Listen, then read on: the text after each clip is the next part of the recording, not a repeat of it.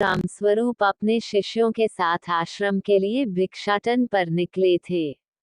वो अपने गुरुकुल में भोजन की व्यवस्था भिक्षा मांगकर ही किया करते थे। जब वो एक कस्बे से दूसरे कस्बे की ओर जा रहे थे, रास्ते में खेत बधार मिलने लगे।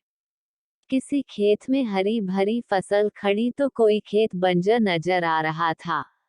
ऐसे ही एक बंजर खेत पर किसान कुछ बुवाई करने के लिए खेत को जोत रहा था।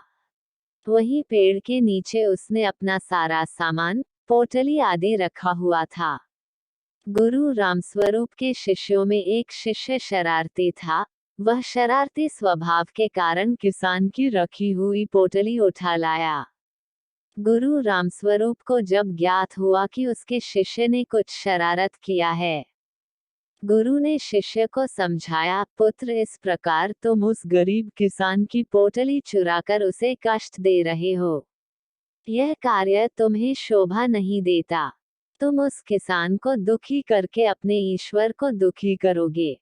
तुम्हें जो पैसे भिक्षा में मिले हैं उसे ले जाकर उसी स्थान पर पोटली सहित रख दो और फिर किसान का भाव देखो।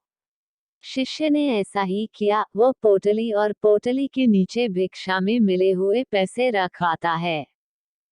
गरीब किसान काफी दिनों से परेशान था। उसके घर में उसकी माता की तबीयत खराब थी, दवाई के लिए कुछ प्रबंध नहीं हो पा रहा था। जब किसान खेत का काम निपटा कर बैठा और उसने अपनी पोटली उठाकर देखी तो उसके नीचे कुछ पैसे थे। उसने इधर उधर देखा किंतु कोई नजर नहीं आया। किसान पैसे लेकर बहुत खुश हुआ और ऊपर दोनों हाथ करते हुए ईश्वर को धन्यवाद करता रहा।